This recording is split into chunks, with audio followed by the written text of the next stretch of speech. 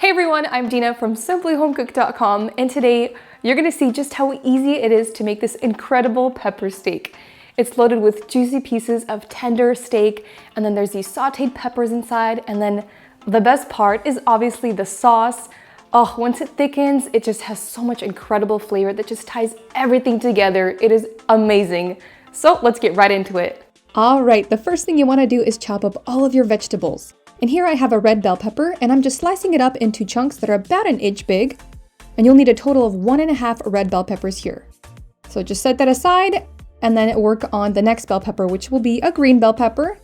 And you're also gonna cut it into the same sized pieces. And you'll also need 1.5 of the green bell pepper as well. The next thing that you wanna chop up is 1 medium white onion.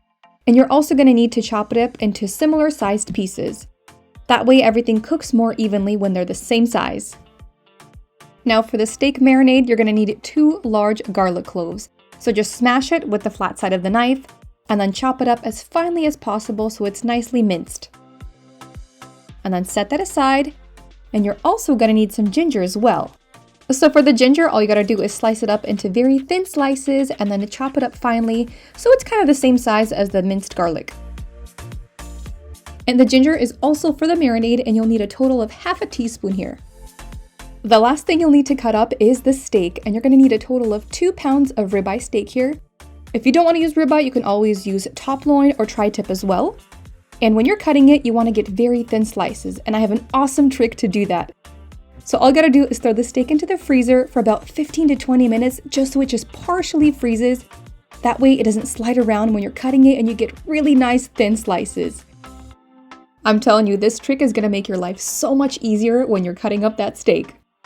All right, to marinate the beef, all you gotta do is throw the steak into a large bowl, along with the 2 garlic cloves that you minced earlier, and the ½ teaspoon of fresh ginger as well. And then you'll need 1 tablespoon of golden brown sugar, along with ½ cup of soy sauce. Now grab some tongs and mix everything together thoroughly. Once everything is well combined, go ahead and cover it with some plastic wrap and then refrigerate it for at least 2 hours. But if you can marinate it even longer, that's even better. If you have the time, I would definitely recommend marinating it overnight. Now onto that delicious sauce. You're gonna need a total of 2 pressed garlic cloves. You can either use a garlic press, or I like to grate it using this grater, and I'll make sure to link to it into the notes. You're also gonna need to grate ½ teaspoon of ginger as well.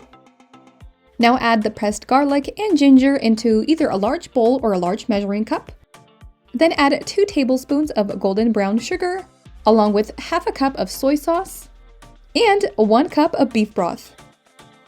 You're also gonna need 2 tablespoons of cornstarch, but before you add it into the sauce, you wanna dissolve it with 2 tablespoons of beef broth.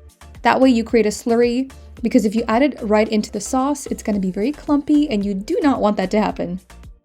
So once that's all combined, add it right into the sauce, and then give it a nice thorough mix, and set it aside for later. Now add 2 tablespoons of avocado oil or vegetable oil into a large wok, and bring the heat to high. Then start adding in your marinated beef, but don't add it in all at once. I divided it between about 3 batches. If you add all of it at once, it's not really gonna sear it the way stir fry should be. It's gonna kind of boil it, because it's just too much of it, and it's just gonna be mushy, and that's not gonna be good. Once I lay out the first batch of beef into the wok, I let it sit for like 1 to 2 minutes so it gets a nice, good sear. And then I start mixing it around for an overall even cooking. Once the beef is fully cooked, carefully remove it using tongs and transfer it into a large bowl and set that aside for later. And if there's any extra liquid left inside the wok, do not get rid of that. You want to pour it over the beef for later. Now place the wok back over the burner, bring it back to high heat, and add about 1 to 2 tablespoons of avocado oil. Then add the second batch of beef and continue the same cooking process. I almost forgot to mention that I always use this splatter screen, because when you're stir frying, oil tends to get everywhere, and this definitely saves you time with cleanup, and I'll make sure to link to it in the notes.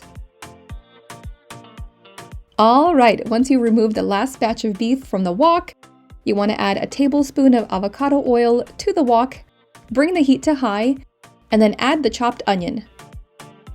Quickly stir the onion for about a minute on high heat, and then you want to go ahead and add the red and green bell peppers as well.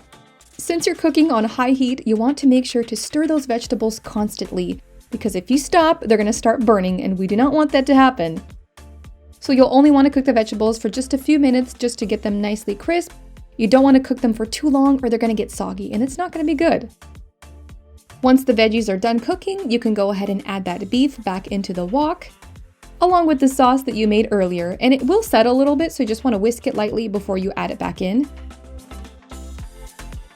At this point, all you gotta do is toss everything together and make sure you're still mixing on high heat, because we need that sauce to get nice and simmered and thickened, so it makes the dish just absolutely delicious. Now serve the beef over some hot white rice and enjoy.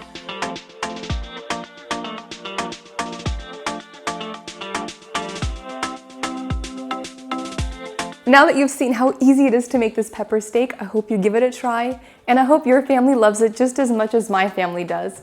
Thank you so much for watching, and we'll see you in the next video. Bye-bye.